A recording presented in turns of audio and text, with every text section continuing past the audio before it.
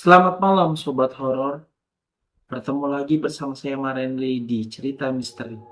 Oke, jadi malam ini saya akan bercerita sedikit dengan fenomena sosok hantu pocong. Jadi sosok hantu pocong itu adalah sosok hantu yang bisa dibilang arwah penasaran ataupun uh, punya sesuatu atau yang belum terselesaikan di dunia ini. Jadi mungkin sosok pocong itu sendiri ada karena apa? Karena waktu saat proses pemakaman dia itu tali pocongnya lupa dilepas.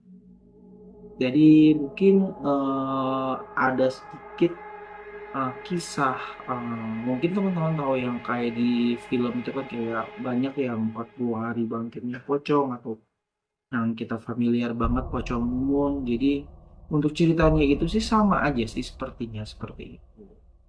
Mungkin eh, gini nih. Jadi ciri-ciri atau tanda-tanda hadirnya sosok pocong itu ada tiga. Yang pertama, mungkin teman-teman lagi di kosan atau lagi di kantor ataupun lagi di atau lagi jalan-jalan atau lagi di mana atau berlibur atau di hotel atau di villa, tiba-tiba teman-teman itu mencium sesuatu seperti aroma bau busuk, terus bau sampah, atau satu lagi itu kayak bau hanyir. Itu biasanya itu ciri-ciri tanda si hantu pocongnya itu ada di dekat kalian, teman-teman. Jadi mungkin kalian cukup waspada. Wah, jika kalian cium bau-bau wewangian seperti bau-bau ya bukan wangi. Jadi mencium bau-bau seperti yang tadi saya sebutkan itu kalian harus waspada dan mungkin kalau bisa sih menjauh lah dari tempat itu. Biasanya sih sosok pocong itu cukup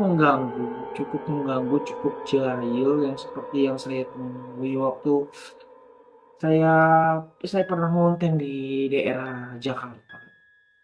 Jadi pocong itu kadang-kadang suka mengganggu warga sekitar dan sering menampakkan dirinya di rumah-rumah warga. Kadang juga sering menakuti anak kecil dan kadang juga sering merasuki orang-orang yang lagi banyak masalah, banyak pikir atau lagi kurang sehat. Biasanya sosok itu sering merasuki itu di daerah Jakarta.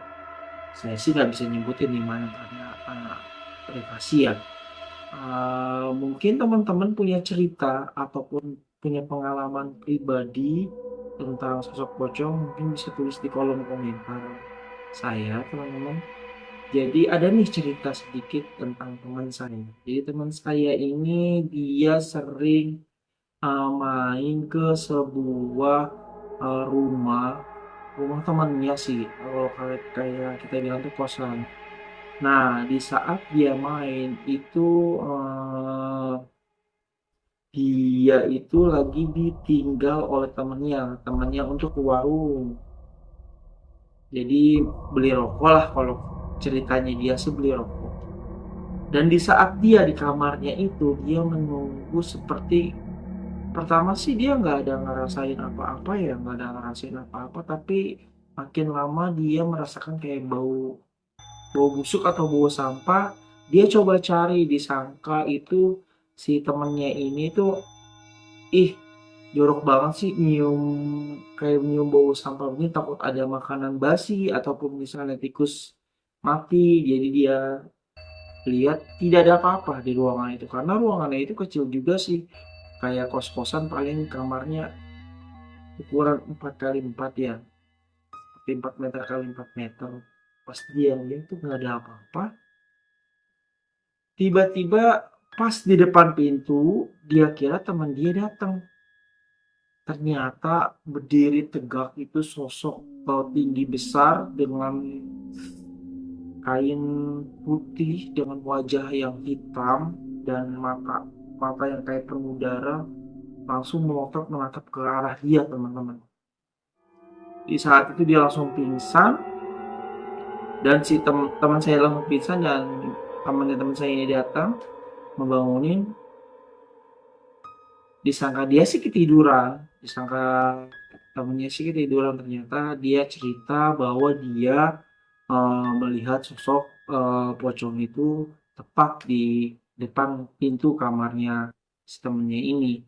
Dan dia juga bercerita, ya karena memang sosok itu sering mengganggu eh, tempat-tempat atau penghuni-penghuni kos di situ. Jadi udah berapa kali dipanggil orang pintar juga untuk mengusirnya, tapi tetap pocong itu tuh kayaknya sih agak bandel ya. Atau mungkin juga bukan cuma satu. Jadi nanti bisa ditelusuri lah seperti apa.